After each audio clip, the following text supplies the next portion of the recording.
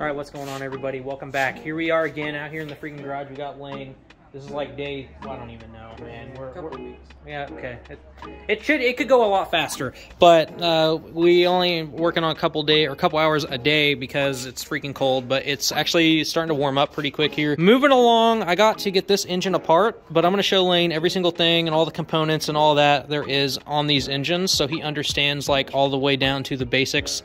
I got to get this engine tore apart because I got to get this one and then the seasoned block to the machine shop, because I'm actually going to use this one for the black car, and then I'm going to use the seasoned block for Icebox.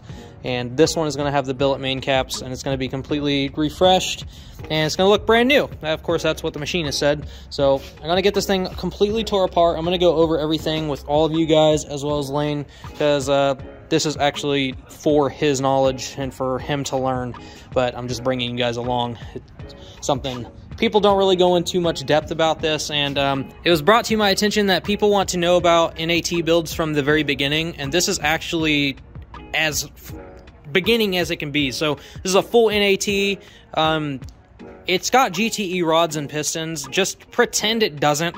I'm not a big fan of the GTE parts. I would rather have like non-VVTI GE parts. But with that being said, I'm gonna make a separate video, and I'm gonna go over every single part that you guys are gonna need from the very beginning, having an NAT build. Obviously, this is going in an MK3 Supra, so you guys are just gonna have to figure out what you're gonna have to use for your builds. Most of you guys are probably gonna be Lexus guys, because that's typically what I see for you NAT.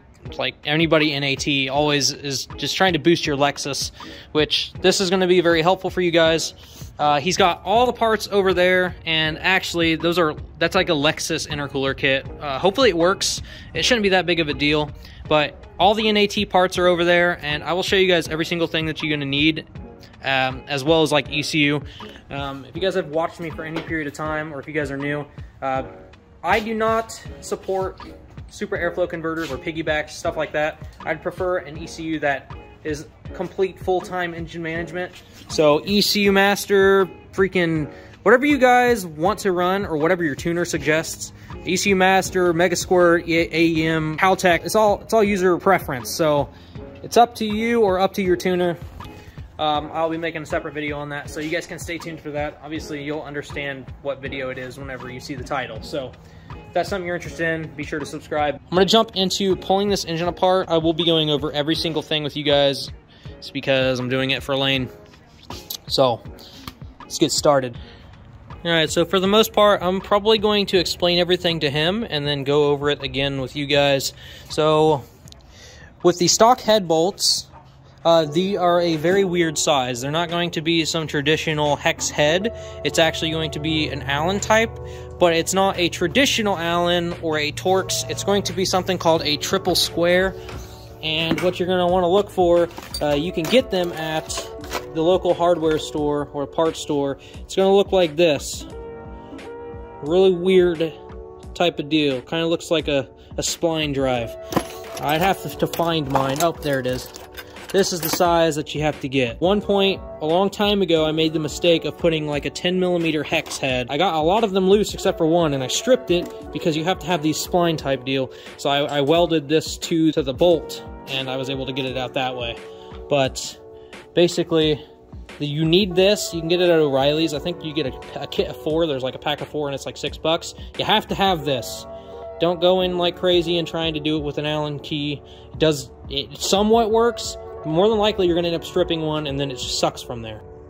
Alright, so some of the biggest issues with taking this engine apart is going to be the crank bolt here.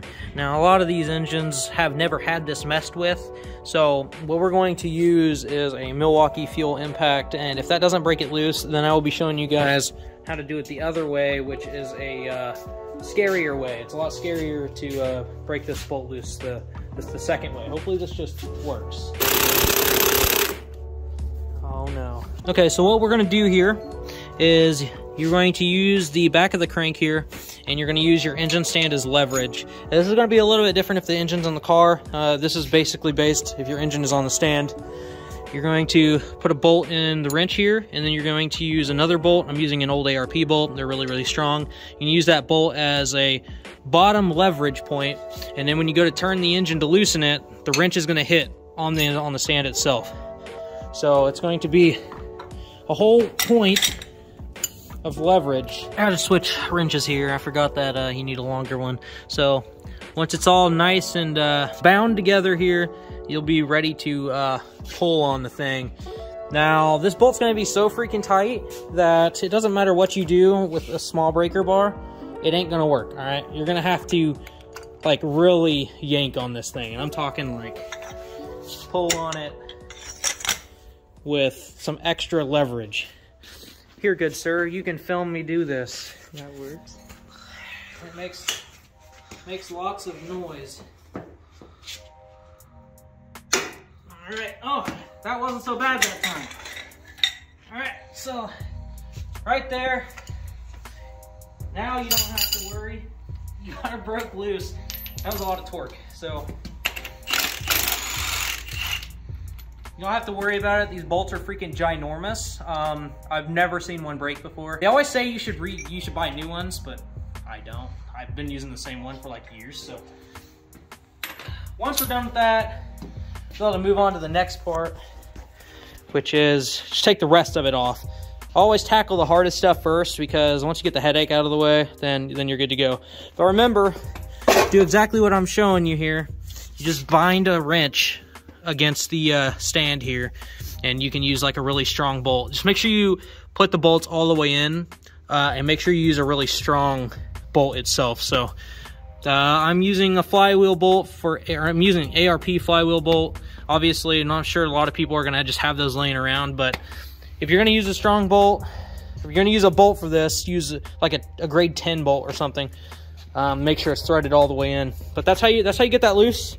Some people are gonna make it seem like it's really, really hard, but yeah, that's how you do it. The other way to do it is going to be using the serpentine belt itself, and that's if it's in the car. And you're trying to do like timing or something. So you'll have the bolt in there, obviously, and you're gonna have to take the belt off, and you're going to run the belt into itself. So whenever you go to loosen it, it's going to suck the belt into itself, and it's going to basically vice itself onto the crank. But at this point, the engine is going to be connected to a transmission, which is connected to the wheels. So make sure you put it in gear and then pull the emergency brake, and you'll be able to bust this thing loose no matter what you do. So you're gonna have to, I've done it before and I've never stretched this belt. There's a possibility you might stretch it or break it, because I mean, you're running it into each other.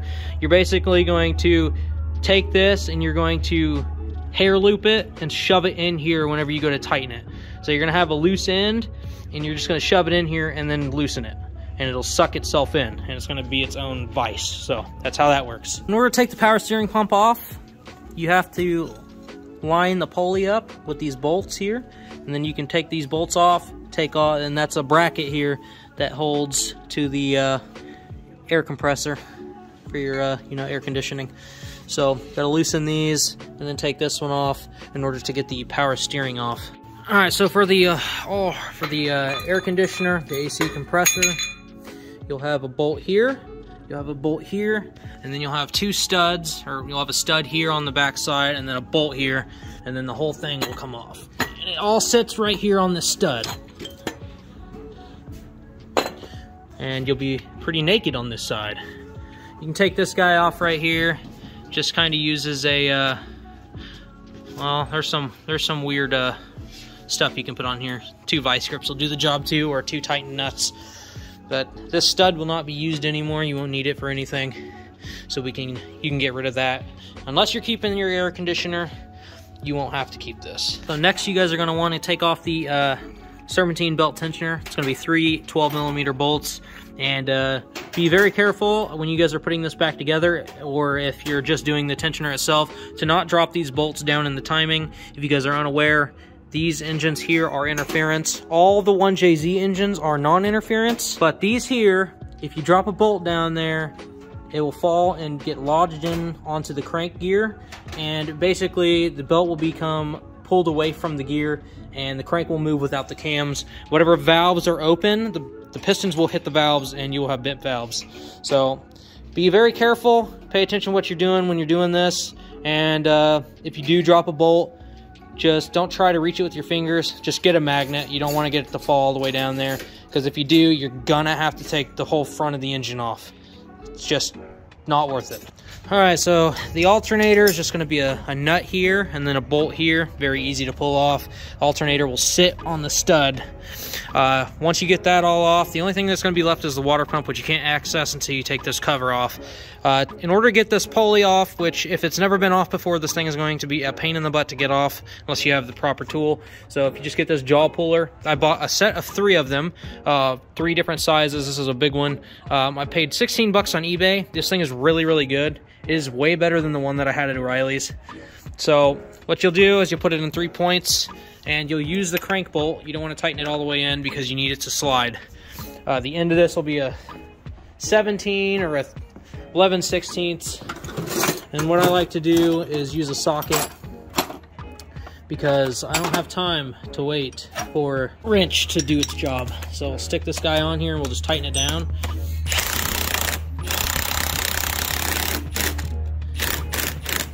Once you get tightened all the way and it pulls up against the bolt, you're going to have to loosen the bolt some more. You don't want to get it to where the bolt's sitting in there and it can hurt the threads, but you'll loosen the bolt some more and then you'll resituate your jaw clamp. For those of you not aware of the timing on the JZ, some people will say to use the dots, which I do not use. I always use the lines. What you want to do is line the lines up with the top of the back plate of the cam gears, and then on the crank you'll have a line on the gear and it lines up with the dot on your oil pump, and then it will be fully timed.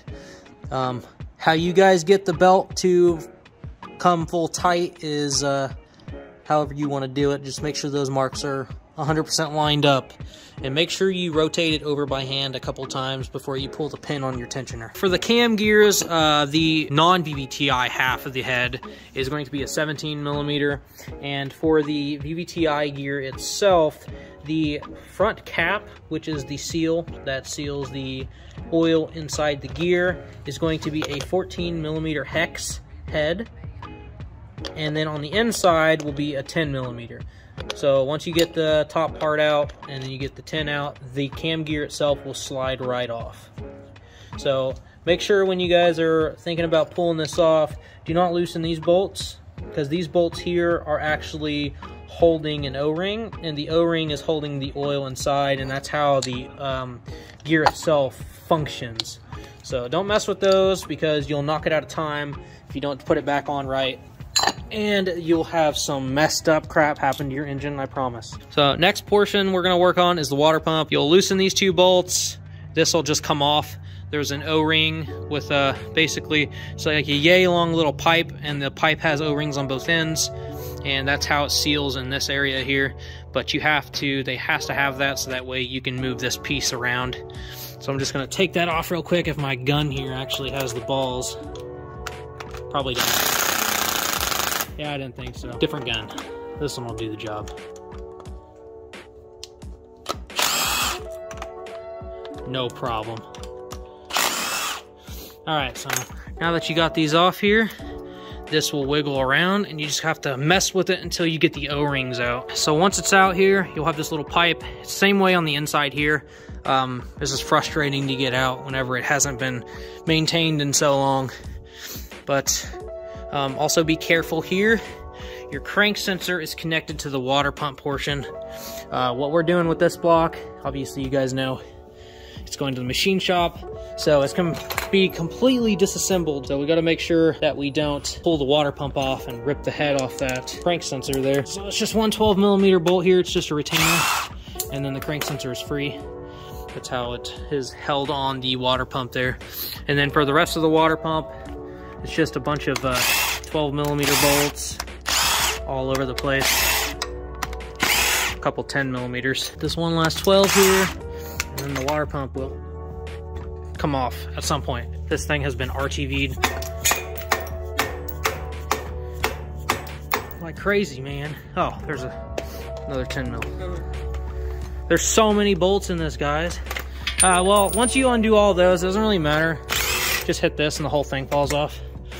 The only thing on this block here for the water pump is this O-ring. So you can see right here. There's so much freaking oil. This is all from improper maintenance. So you guys are gonna make sure you maintain your engines. If you're watching this, I'm sure you guys are all maintaining your stuff. But this goes out to the 40-year-olds who don't know anything about anything and don't maintain their stuff. So this engine is almost all the way apart now. Next thing we're gonna do is pull the head off. And there's nothing connecting the head. If you look here, this neck actually is, you just leave that on the head. It's a really good place to grab and lift. And we're gonna have to remove, well, I guess we don't have to remove that. We can just break it. Who cares about it? Who cares? All right, so you'll want to pull the cams off because in order to get to the head studs or the head bolts, you have to pull the cams first. Make sure you pull the cam caps equally, but do not pull one bolt at a time. You want to loosen the bolts evenly, because at the very end, when the valve springs finally kick up, you'll put pressure on the cam caps in a weird way, which you'll probably end up seeing regardless, but you want to minimize it the best you can. All right, so got the head off. The head is just, it's just the head bolt. Use your triple square. Make sure when you loosen the head, you want to loosen it in a pattern. So the middle two, and then do an X pattern, and then do another X pattern, and then another X pattern. And it's so that way you don't warp the head or anything loosening it, because if you loosen it improperly, there could be a lot of torque on one portion of the head and not on the other portion, and they say that it could cause the head to warp, which I'm not going to really argue about that. I'm just going to continue to loosen it the same way that I torque in it. So that's kind of how I go about it. Same thing with the cams, which I didn't film anything on the cams, but I told you guys about how you should loosen those. Once you loosen the cams, you can get to the head bolts, and then it comes all apart. Next thing we're gonna do is pull off the oil pump, and then we're gonna, well, I guess you can't really pull the oil pump off yet. You get to take this gear off here first, and I've actually made a tool. I think this is a steering wheel puller, but you have to run bolts into 2 points, and then do the same thing you do with the harmonic balancer. You don't want to try to put anything behind these teeth, because these teeth will break off. There's a reason why they make some billet gears, because these things are pretty weak. Alright, so once you get the pulley off, there are going to be a bunch of 12mm bolts. You'll have them all on the front portion of the oil pump. You cannot take this off without taking the bottom off, because if you look, the pan actually bolts to the bottom of this. So once you get that off, everything will come off. All the bolts and everything will be on here. Once you get the fuel pump off, you'll notice there's O-rings here and here. You don't want RTV on these O-rings. I mean, these are the O-rings that feed the engine, so you definitely don't want RTV in there. This is bypass. One of them is after the oil filter, and the other one is before it. You want RTV along the edge, because this is obviously sealing oil inside the crankshaft case. So make sure you don't get RTV in these O-rings. Also, always get new O-rings. These are definitely old and plastic and garbage. So after you get that off, the final thing you're going to have to remove is the rear main. So you're going to remove this housing. It's just a bunch of 10mm bolts. And this also has RTV on the back side of it. And then you got the crank seal that seals on the back side of the crank. Once you get that off, you take the mains off, which is all the giant ones that is center lined of the crank, and then the crank will come out. But before you take the crank out, you gotta take the rods out. All right, very important topic here for a lot of people that do not believe in the fact that GE non-VVTI rods are in fact bigger and stronger, and they are the same thing as GTE rods. Very important, okay? So here's a lesson for everybody that wants to argue about that and make a post every other day on the 2JZ groups asking about this. If you're watching this, here's your answer. So this is my non-VVTI GE block that I blew up in this car. It's making about 1,000 wheel horsepower. It didn't last very long, as you can see. I kind of expected it to blow up because it was about to be winter anyways, and I was just trying to see how far I could send it. It lasted like 5 pulls. It was like 36 PSI on my G42 1450 over there. I pulled that rod out of here. You can see there's the cylinder I pulled it out of. Here is the rod out of that. And this is a VVTI block that I am tearing down because it's going to the machine shop. This is a VVTI rod. So here's the non-VVTI rod. Here's the VVTI rod. Now you can immediately tell that the issue is that this guy right here is totally weak and it's going to break with very little power. So it's not even worth boosting your car because you're going to be like, oh, I'm making 300 horsepower, and then your VVTI is going to be like, oh, here's some low-end torque, and then your rod's going to be like, meh, and then you're going to have a rod knock because it's smacking the side of your cylinder. So it's just totally not worth doing that, and 100% worth just going and finding a non-VVTI block. For everyone that's getting these non-VVTI blocks and then taking the internals out and putting GTE parts in it, stop doing that. It's stupid. So here is the difference between the pistons. The pistons are not identically the same. They do have the same compression. They're both 10-to-1. The non-VVTI pistons are better, in my opinion. But my failure did not happen from the rod. It happened from the piston being ripped apart from the top. So it is basically the wrist pin or the bottom of the pistons, the skirt. The wrist pin or the skirt failed for me. But this is a comparison, direct comparison, between the VVTI and the non-VVTI GE rods.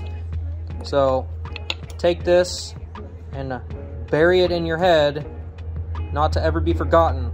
I am so tired of seeing these posts. I've commented on so many people's posts telling them that the GE rods and the non-VVTI are good. Okay, lesson over. Alright, so I got the crank out. Basically, it's just a bunch of 12mm 12 points, and then the main caps are 14mm 12 points. I just use the good old Milwaukee, because Milwaukee don't care about nothing. And you just take them all out. Once they're all out, you just wiggle them a little bit. Make sure you push everything out the bottom. And yeah, just don't be afraid to lift it up. I got my crank sitting over there. It's really heavy. It's like 60 pounds, so be prepared to hold some weight. Yep, that is a full teardown of a 2jzge-t. This was a VVTI. It's going to be basically pretty similar to the non-VVTI, minus the fact that there's a VVTI solenoid on a line. But that is a full teardown, somewhat in-depth. Hopefully this helped you. I don't really like to be a how-to channel, but people are really asking me about videos like this, so if you guys are looking at the NAT builds, the GET builds, same thing. There is going to be a separate series for an NAT going in this MK3 Supra. But this is a full teardown of a GE. But that's going to be it for this video. Hope you guys enjoyed it. Hit the like button, subscribe if you're new, and I will catch you guys next time. Later.